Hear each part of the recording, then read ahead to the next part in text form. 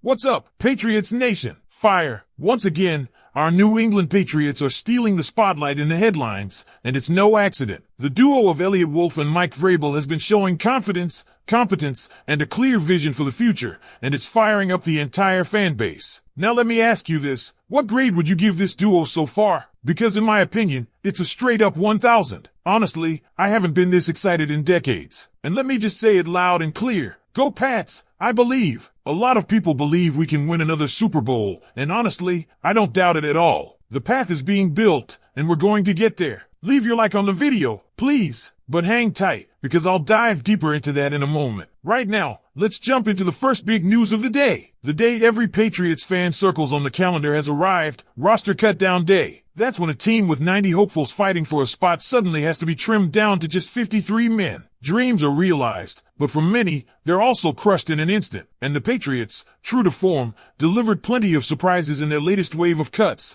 leaving fans buzzing, frustrated, and full of questions about where this roster is headed. It all started on Friday, right after that rough preseason finale against the Giants. The Patriots, running out mostly backups, didn't put much on display. But what did show up was a long list of players who didn't make it to the next phase. 14 names were erased from the roster that day, including R.J. Martin, Phil Lutz, the undrafted free agent from Delaware, Kyle Pecco, Cole Fotheringham, Philip Bye, Ben Waldridge, Jordan Polk, Monty Rice, Sid So, and even a fan favorite in Shane Watson, who many expected to at least hang around the practice squad. Some of these guys never even had official headshots, a reminder of how steep the climb is to stick on an NFL roster. But then came the bigger shocks. Jaheim Bell, part of the 2024 draft class, didn't survive either, and his release has only fueled the growing conversation that last year's draft haul was, frankly, a disaster. Alongside him, the Patriots cut ties with Isaiah Bolden, Micah Bernard,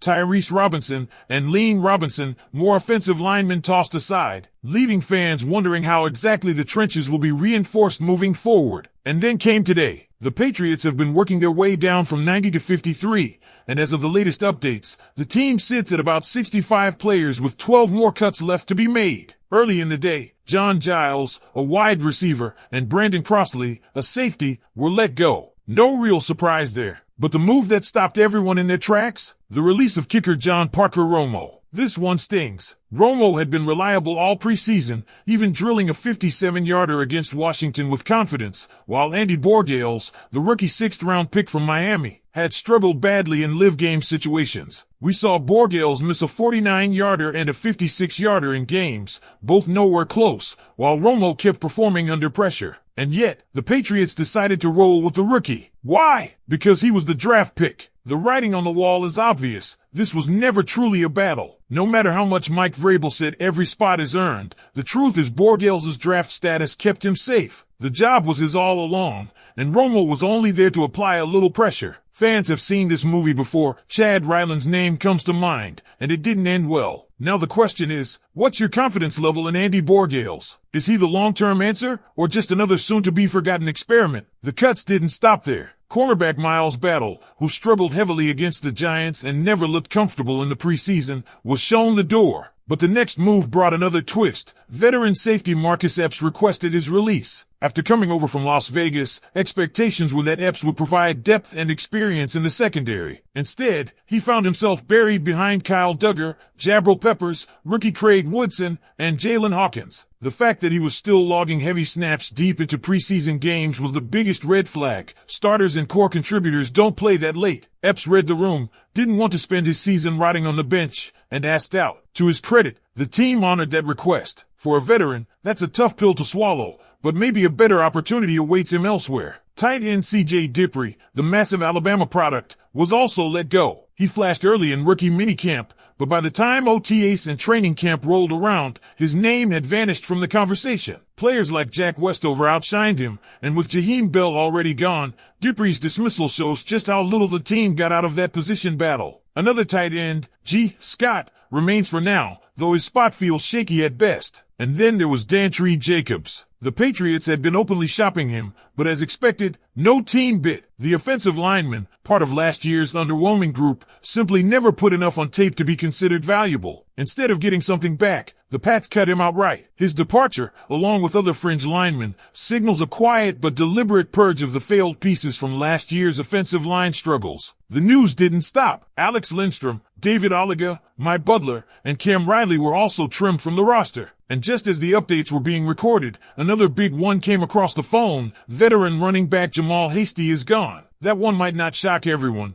but it's still a notable name, especially with the running back depth already in question. As of now, 11 more cuts remain before the Patriots reach that final 53-man roster. The drama isn't over yet, and fans are waiting to see if more surprise names get tossed into the pile. Some even wonder if bigger moves are coming, considering the uncertainty on the offensive line and the constant shuffling at skill positions. So here's the real question for Patriots Nation. How are you feeling about these moves so far? Were the Patriots right to choose a rookie kicker over the more reliable option? Did Marcus Epps make the right call in asking out? And most importantly, do these cuts give you confidence that this roster is being shaped into a contender, or do they leave you uneasy heading into the season? Drop your thoughts below. I want to know what your confidence level is in this team as the dust settles. And here's where things get really interesting, because the cuts we've seen so far are only half the story. Every time the Patriots announce a move, it's like peeling back another layer of what this front office and coaching staff are really thinking about the direction of the team. And make no mistake, the choices they've made send a very clear message. Youth and draft capital matter more than preseason performance. Take the kicker battle as the perfect example. On the surface, it looked like John Parker Romo had won the job. He nailed the long kicks under pressure, showed composure in live action,